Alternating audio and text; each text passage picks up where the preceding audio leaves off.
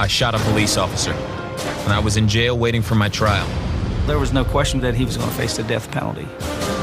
My only chance at staying alive was to escape. I had to get over the wall in the rec area or dig my way out of the cell. There's never been an inmate that ever got out by digging through the walls. This is a true story. I'd need to use the limited materials we were given and my skills as a construction worker. It's a dramatized account based on the escapee's own recollections and legal documents. I had to keep calm. This was my one chance. I've never seen an escape like this before. It's brilliant. Come on, son, with your hands up! I honestly felt somebody would end up killing John Parsons in a shootout.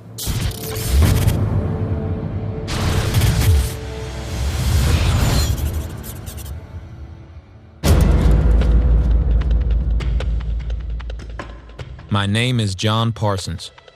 In April 2005, I was paying child support for 3 children. I was under extreme amounts of stress, so I turned to crime.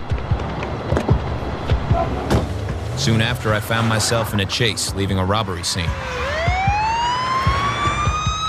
I've known John for many years. He just progressed into more serious crimes. He was getting more violent, and he could be capable of just about anything. Officer Cox was just returning home, visiting his parents, and their paths crossed. I didn't even realize it was a police officer. When I looked back and I seen the man fall down and I realized I'd shot him, I was in a state of panic and shock. And I instantly felt sick and terrified.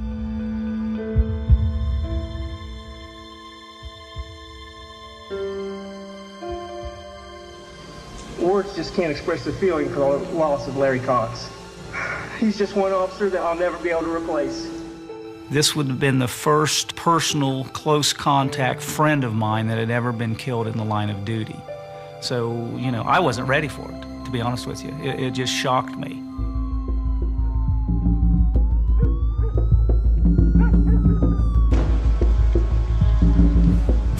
I was arrested, and now I was in jail, waiting to be put on trial for the murder of Officer Larry Cox. Empty his pockets. And I knew it was a trial I couldn't win. Spread him. If you kill a police officer in the performance of his duties, you are going to face the death penalty. I could get life in prison, but I was pretty sure I'd be sentenced to death. I felt I had nothing to lose. And my only chance of staying alive was to somehow escape before my trial. But they put me in isolation, where I'd have no chance to escape. Our county jail that we've built here in Ross County is just as secure as any prison. In many cases, it's probably more secure. Every day was a struggle to fight off slipping into deep depression and self-pity. I felt like a lot of people I cared for did or even should hate me. But I had to stay focused on getting out of solitary and planning my escape. Legally, they weren't able to keep me in isolation without a reason.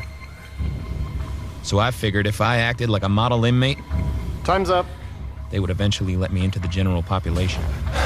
Whatever you say, boss. And then I could begin to plan my escape. John Parsons was very skillful at concealing, or what we call using a duck blind. He was trying to use his personality to get people to believe that he was trying to follow all the rules. Thanks, boss. And it lowers your ability to suspect him of something that's illegal. He stayed in there for several months, and he was very polite, never a problem in prison. So the prosecuting attorney at that time and the judges, they said, why don't you just go ahead and move him back in the general population? Well, I didn't really want to do that, but there was nothing to show that he was causing an issue. Parsons, moving you to general. So we moved him back into the general population. had kept my cool, and it had paid off. Apart from being locked in my cell at night, I could pretty much move around the pod as I wished. And now I was able to join the other prisoners for outdoor recreation. On days the weather's not bad, we can take the inmates outside into the rec area. However, the standing order still stood that when he had his rec time, he wasn't supposed to be with the other inmates. My trial date was just 3 or 4 months away. I needed to plan my escape seriously and put it into action immediately. I thought maybe I could find a way to escape from the rooftop recreation area.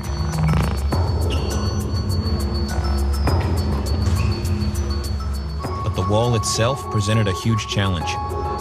I judged it to be about 18 feet tall.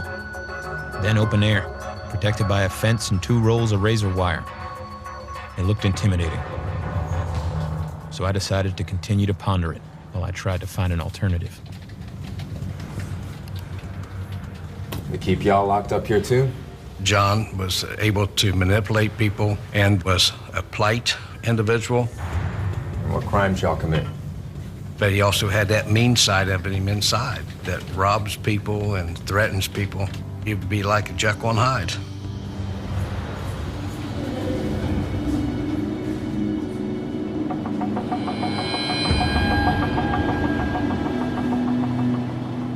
All the cells had a small window on the exterior wall.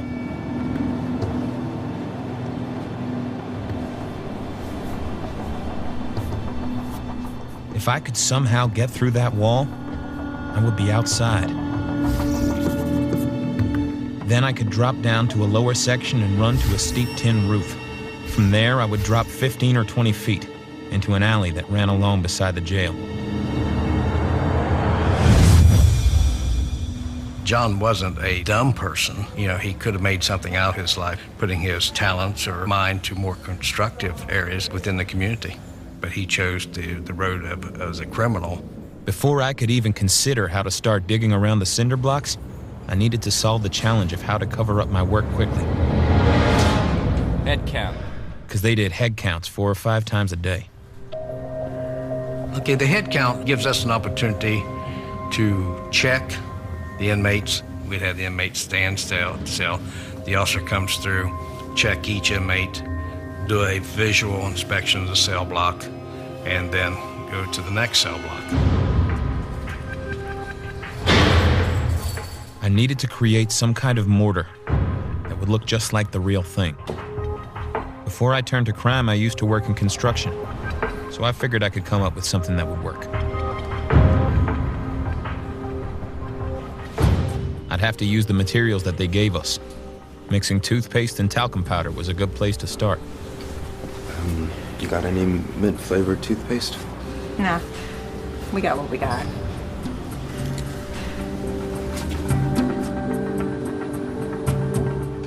I don't claim to be a genius, but I do think I'm smarter than a lot of people in the jail with me. Or maybe I just put more thought into things than a lot of them would. Most people you deal with in jail don't seem to think too much before acting. I finally got the right texture. But it wouldn't dry. And it was definitely the wrong color. I was stumped. Okay. Wow. Can't have me too.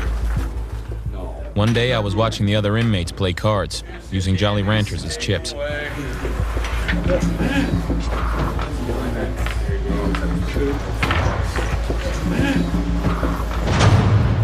And then I hit on it. If I could get enough blue and green candies, I could melt them together and maybe get a match for the color of the cell wall.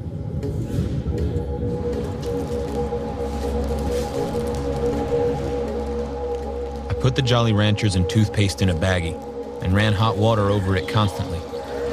Then I kneaded it together to dissolve the Jolly Ranchers into the toothpaste.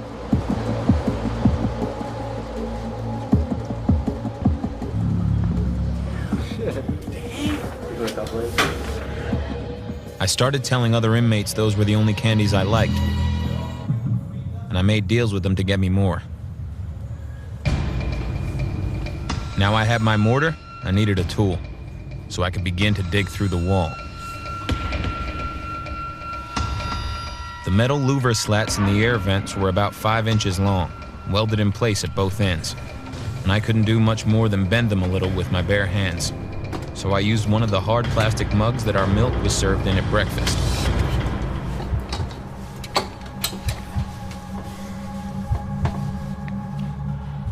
I was ready to start digging. I had no idea how long it was going to take. I just hoped I'd be finished before my trial. Inspection. This is a dramatized account of a prison break based on letters from escapee John Parsons. He's attempting to dig through his cell wall when he's interrupted.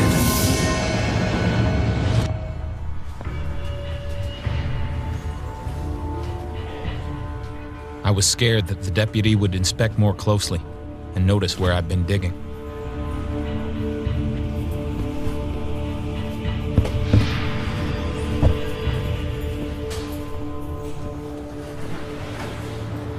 I didn't want to come that close to being caught ever again. I decided to start digging real soon after a head count, so that they weren't likely to come in again real soon. I could only afford to work for about half an hour, then hurry to fill it in. At this rate, I wasn't even sure if I'd be finished before my trial started in a couple of months.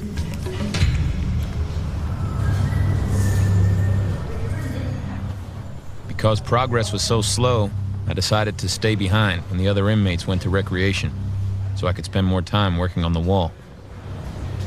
You coming? I pretended I was working on my case. Nobody questioned me normally. They gave me my space. We never had an inmate since I was sheriff. There's never been an inmate since the facility was built that ever got out by digging through the walls.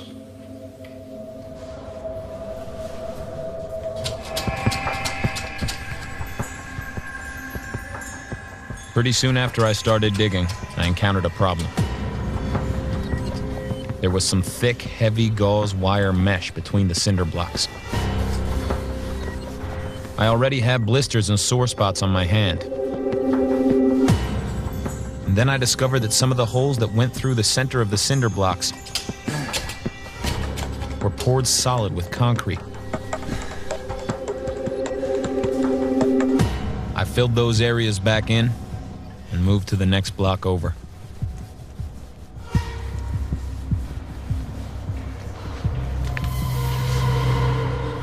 Okay, so tell me what they put in here. Sometimes the stress was almost unbearable. I was either going to get the death penalty, spend the rest of my life in prison, or escape and live in hiding for the rest of my life. I always tried to block it out and not think too much about it if possible, by trying to stay focused on my plan. I was finally making headway. But this gave me a new problem. My tool was too short. To dig deeper, I'd have to find a way to splice the slats together into a longer tool. I couldn't see anything that would do it in commissary, but I did pick up some other things I thought would come in handy.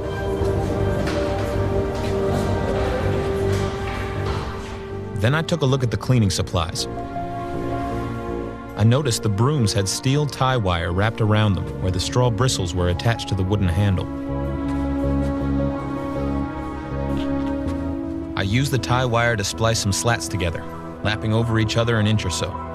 Then I bent one end into an L shape for a handle to make it easier on my hands.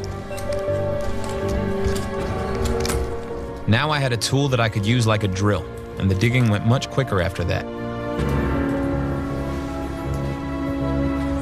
I realized I'd have to backfill the holes with something to keep from having to fill it entirely with my limited mix of toothpaste. So I made sticks of paper mache using toilet paper, wetting it, shaping it, and letting it dry. Finally, a month after I'd started, I dug enough to get the cinder block loose. I pulled it out. I could see a layer of red brick, and I knew that on the other side of that layer was freedom.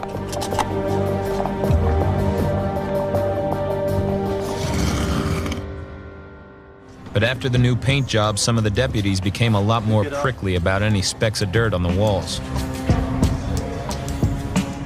Deputy Miller was a new deputy. He seemed to be really picky and prissy about anything being dusty or dirty.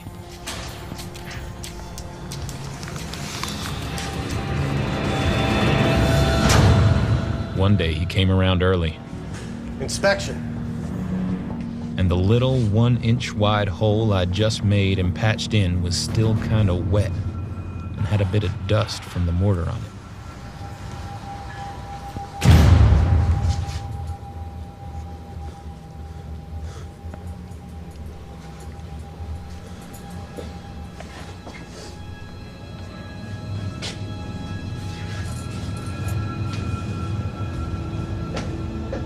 The deputy noticed that little spot and touched it.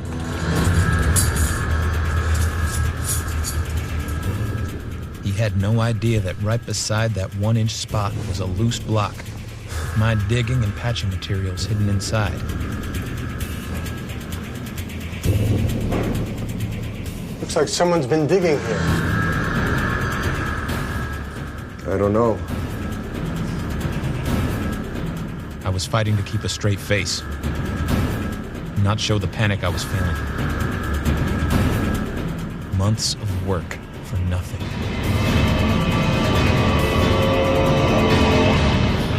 I felt like my heart was pounding out of my chest, and I was about to hyperventilate. But it'd be good if you get someone to fix it. I don't want to get blamed for it.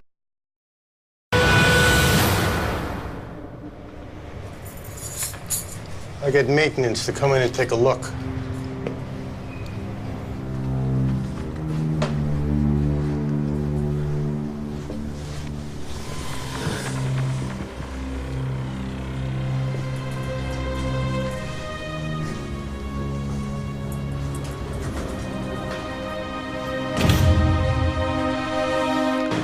This was on a Friday, and I knew that by Monday afternoon someone would come and look at that wall, and I'd be in the hole. That did not leave me enough time to get through the rest of the wall. Deputy Miller said that it would appear that some of the mortar around some of the blocks had been tampered with. Not removed, but tampered with. And we put it down, we'd make out a work order, turn it into maintenance. It would place in the jail log of the observation of the correction officer. I'd spent months on this plan. And now I had 48 hours to pull off a completely different escape. Escaping during recreation was the only other choice I had. If I could get over the wall, then I could run to a spot on the roof where I could slide down to a lower section and follow my original escape route. But if I were to find a way to reach the top of the wall, the razor wire would be an obstruction, preventing me from being able to reach the fence behind it.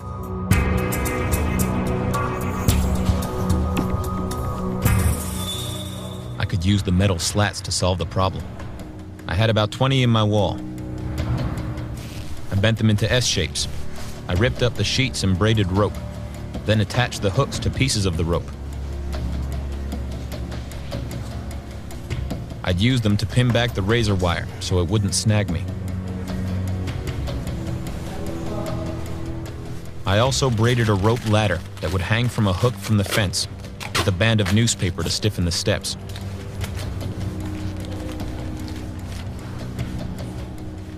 I needed a pole to hoist the ladder up. I used 4 3-foot sections of rolled up paper that could fit together into one long pole, about 12 foot long. On what would be the top section of the pole, I rigged an arm coming out off the tip of it at an angle of about 120 degrees.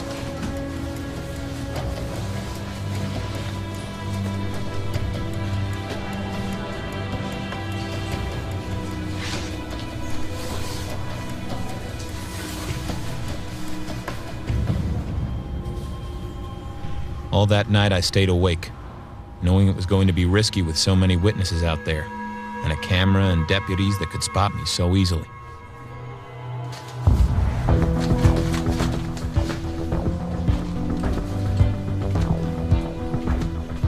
By Saturday morning, I had everything together, and I was ready for them to let us go to recreation.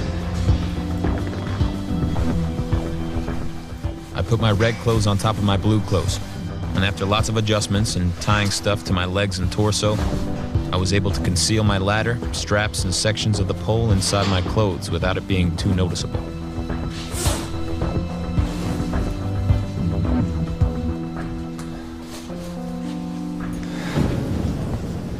Getting past the desk was the first step. I was hoping they wouldn't break their habit and search me.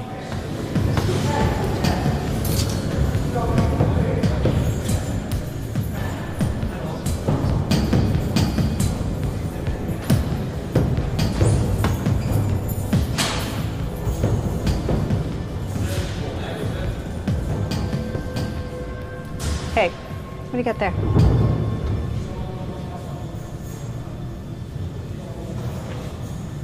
You can't take anything into the yard. I had to keep calm. This was my one chance. On Monday, they will discover what I've been doing, and they'll put me back in solitary, and I'll stay there until I get convicted.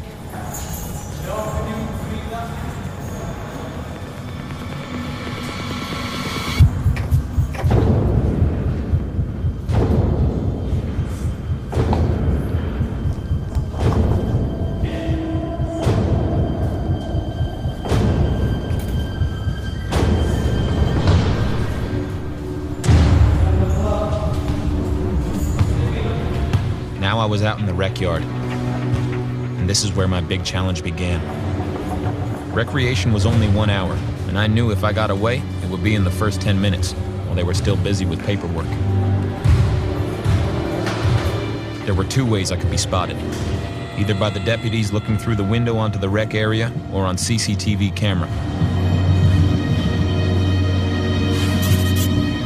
But I was pretty sure that the camera would have a blind spot. The deputies couldn't see the entire rec area from behind the desk. The best spot was right above the camera, where I figured neither the camera nor the deputies could see me. But the razor wire there was grouped into a tighter pattern with little gaps. The other spot had bigger gaps in the razor wire and also had a small outcrop of building that I might be able to climb up. But I was pretty sure it was in view of the camera. I was real close to being inside of the deputies.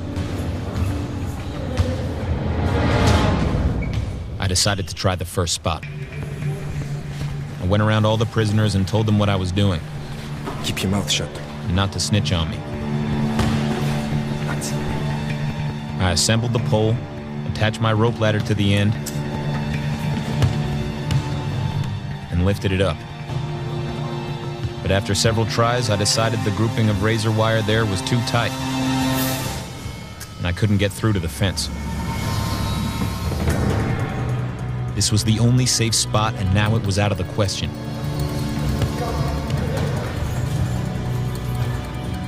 Now I was worried. I was much more likely to be seen by the deputies in the other spot. And it was in full view of the camera.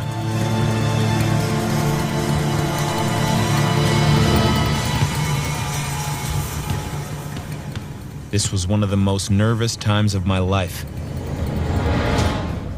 knowing how easily I could be caught.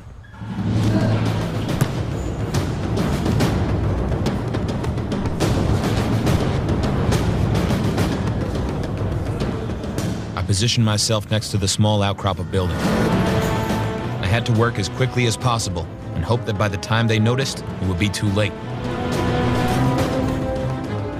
I reassembled the pole.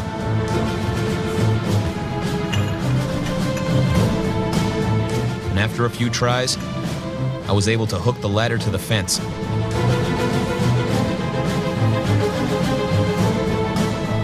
I used the building to help myself up. I climbed up, hooked one leg over an upper ladder step to hang on, and used my hands to work with the razor wire and make an opening. Then my prison uniform got snagged, so I had to leave it hanging there, like a red flag.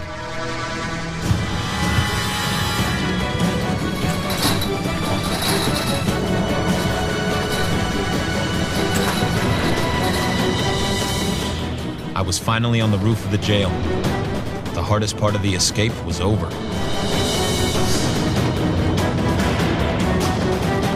I had about a 20-foot drop into the alley. The soles of my jail shoes were thin. It would be like dropping 20 feet barefoot. But I had no choice. I jumped. John Parsons has escaped from jail in Ross County, Ohio. He is now on the run.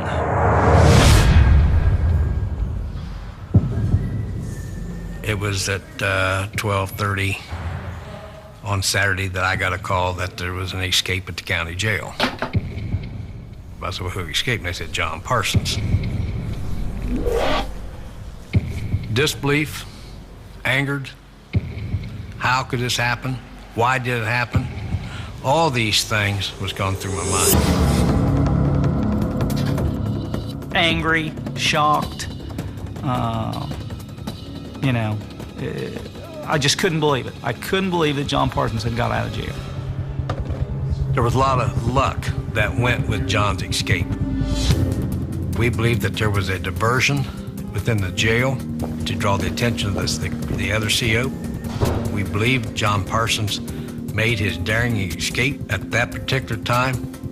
Also, the camera out in the rec area was just a outdated camera. Sometimes it worked, sometimes it didn't, and luck was on his side. There was a note left behind directed towards me. It said, "Bye, Ron." I can only take that on John trying to be, humorous. He thought it was funny, I suppose. I felt he was out of the state by the time that we got notified, because there was probably anywhere from 45 minutes to an hour lapse between the time that he actually escaped until the notification was made. My plan was to leave the country, but the person who was supposed to give me a ride out of town let me down. I needed to leave the area as fast as possible, so I stole a bike and started heading the 7 miles towards Frankfort, where I used to live. I knew the cops would be there soon, but I had no choice. I needed help. To make things worse, I had broken my foot, so I could barely pedal. When I came to a hill, I had to get off the bike and push. I was getting ready to go down to Carter Lumber to pick some lumber up. So I got in the truck, went down over the hill, and seen a guy pushing a bicycle up with a t-shirt wrapped around his head. Well, it was kind of warm that day. But he turned his head away from me when I went past him. I said, this don't seem right. And my boy was mowing grass up there at the right edge of his property. I told him, I said, did you see the guy that escaped from Ross County Jail? Yeah, I think I just seen him coming up the road. I think he's coming right over that hill.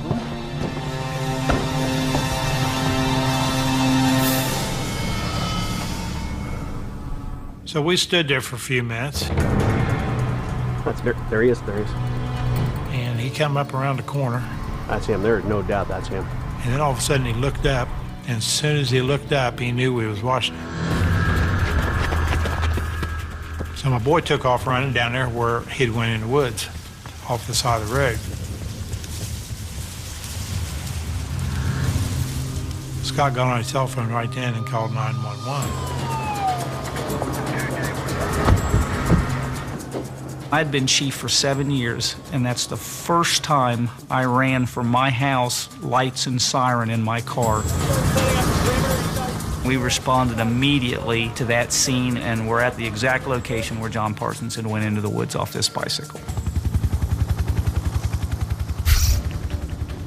We could secure the perimeter just because that was the perimeter was the roads that encircled it. We literally put a ring of steel around a 3-mile area. It was probably some of the most rugged terrain in Ross County, but we felt we probably had a pretty good shot at him.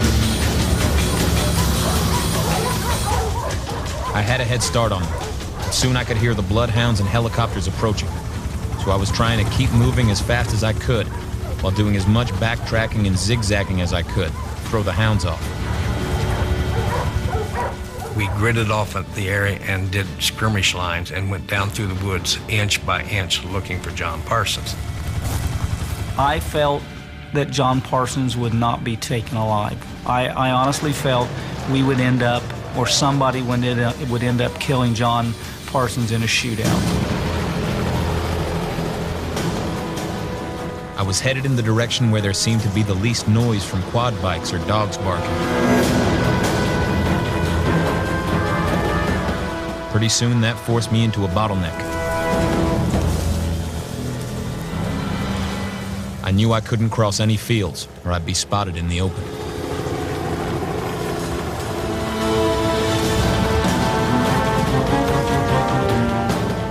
I decided to head up towards Route 28 and hope that I could somehow make it across.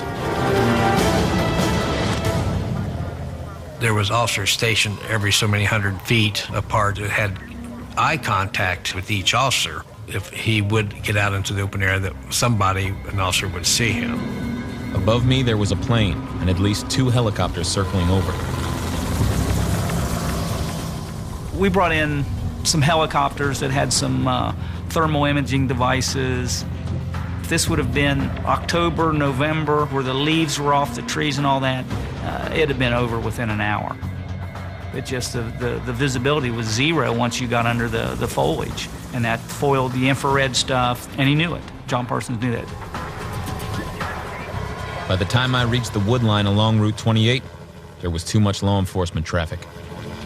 I had no choice but to look for a good place to hide and hope they didn't find me, while I waited for the right moment to cross. First 36 hours of that, I never went home. And even after that, I'd go home, take a shower, get 4 or 5 hours sleep, and then we would be right back out there in the woods. Temperatures in the wood there probably 110 degrees or hotter maybe. You could only work the dogs maybe 30 to 45 minutes. You had to bring them out of the field to cool them down. We knew John Parsons was suffering a lot worse than we were. I mean, the conditions were very harsh. John Parsons wasn't going to last long out there.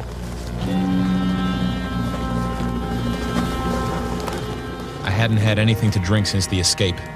I had to come out of my hiding spot and find water. I was having trouble even thinking straight. I knew it was a huge risk, but I was desperate.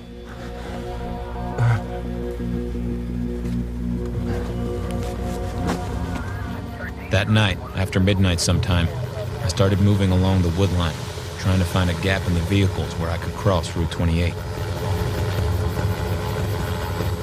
I began keeping count on how long between each pass of helicopter or plane. At that time, it was averaging about 45 seconds in between flyovers.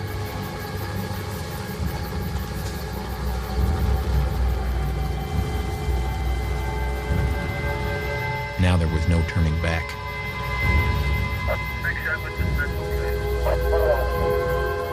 I sat there until it seemed like there was silence from the road and above. And then I ran.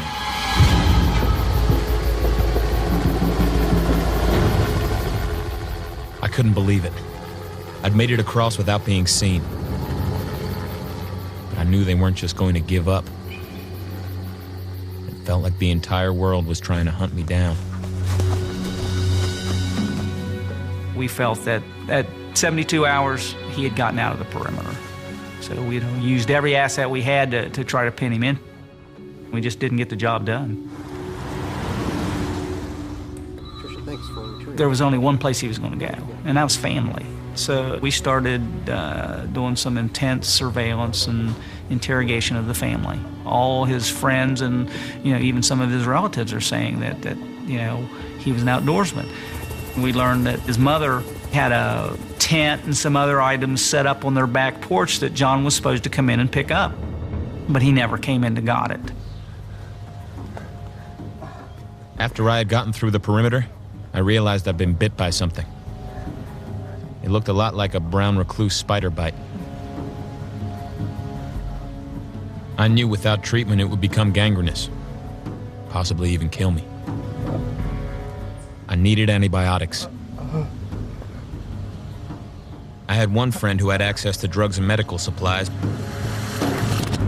but he was in Chillicothe. I had no choice. I had to head back into enemy territory where it seemed that every living person was out to get me. I found a place where I could hole up for a while. My friend brought me antibiotics to treat the infection and some other medical supplies to clean the wounds with. I did a lot of thinking about where to go once I was healed enough. I ended up deciding on Canada. We know that guy. We offered a substantial amount of reward money. I don't care how loyal you are to somebody. You offer them $100,000, they're going to turn you in. They'll turn your mother in for that. Sheriff Nichols. We got a call from a resident. Right. Said they spotted John Parsons on 3 Locks Road at an old abandoned cabin. Thank you for the call. We'll be there shortly. We immediately responded with officers going that area. We were very optimistic we were going to get him that day. This would be the day that would conclude the search. Got our formation, immediately went to the cabin, approached the cabin as fast as we could.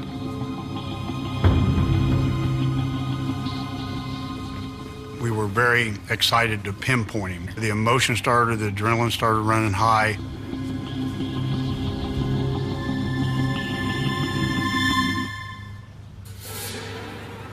John Parsons! Come outside with your hands up! Let me see them now! We decided to search the cabin.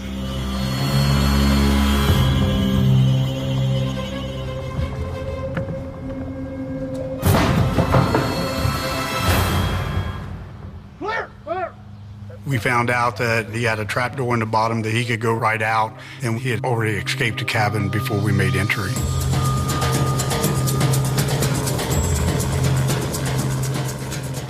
I'd run from my escape hatch and gone to the river, but stayed in the woods.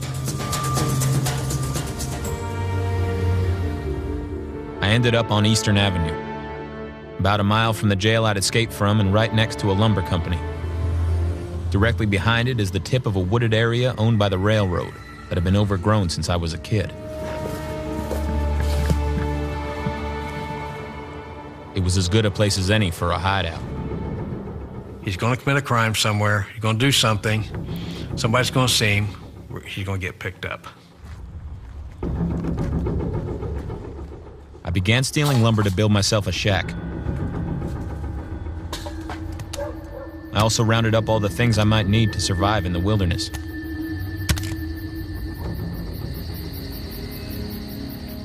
I needed more light for my shack. The graves of the nearby cemetery were lit up with little solar lights. So I went to a grave to pick up a couple. I looked up at the tombstone to see a big smiling portrait of Officer Larry Cox, the man I was accused of killing. I nearly fell down, I was so stunned. I felt like the man was haunting me.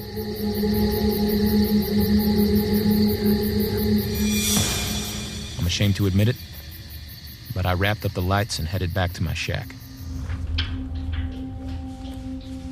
We received hundreds of tips we had to follow up on. So you're using all your resources following up these shadow informations that may not be anything at all, but you can't say that. You still have to follow it up. There was moments when you thought, you know, what can we do differently? I mean, how are we going to find out where he is? You know, it was very frustrating at times. 2 months had passed since I had escaped from jail, and I felt I was finally healed enough to go ahead and move toward Canada. I asked my connection to get me a gun and 1 more bottle of antibiotics to go. My plan was to wear a Halloween mask and escape at night so I would blend in with all the trick-or-treaters. Finally, I was going to escape for good, and I could leave my old life behind me. John Parsons has escaped from jail and has been on the run in Ross County, Ohio for 2 months.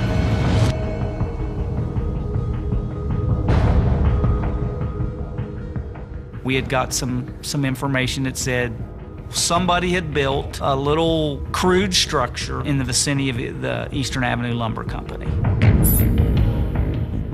We just eaten lunch. We were all standing out behind the law complex kind of talking. And the call came out that John Parsons had been seen in a shack behind the lumber store.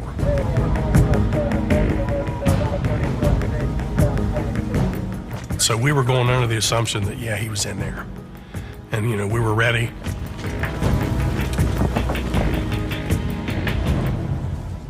I guess we were expecting the worst. You know, we thought that he would probably fire on us.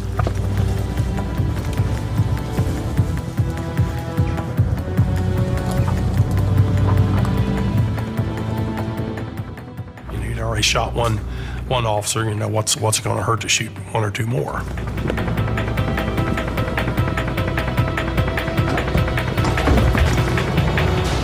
The minute I saw the tattoo on his leg of a naked lady, I knew it was John Parsons. We had him. Come out with your hands up.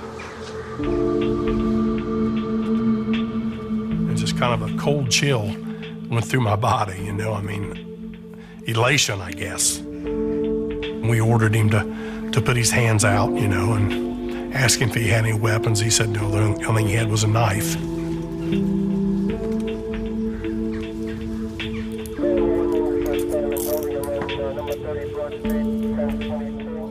He pretty much, you know, gave up, and when we got him out of the shack, he almost looked relieved. You know, he had that look of relief on his face, but it was over with.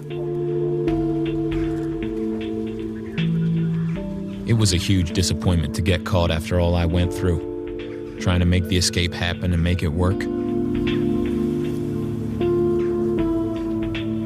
And I also felt like life was over for me.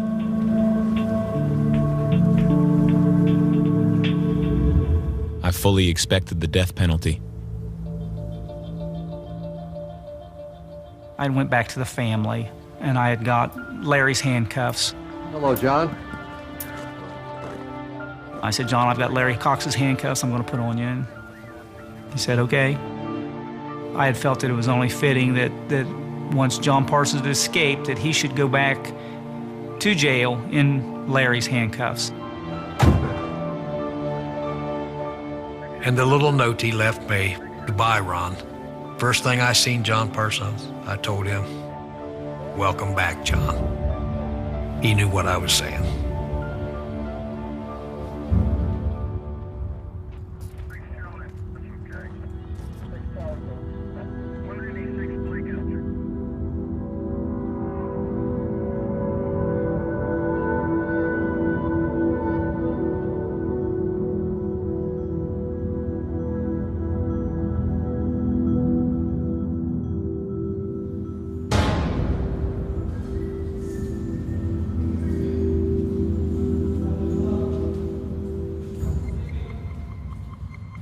I draw a lot of portraits now, and it always brings back the memory of the one I seen on the tombstone that night.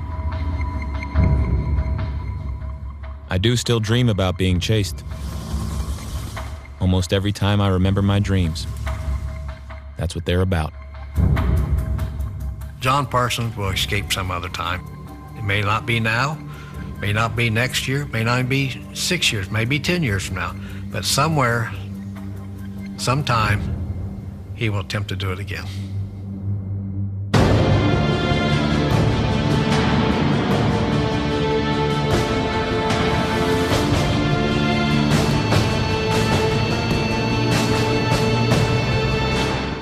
If you missed the last episode of Breakout, you can watch it with ITV Player, available at itv.com/ITV Player, or on BT Vision and Virgin Media Digital TV on demand.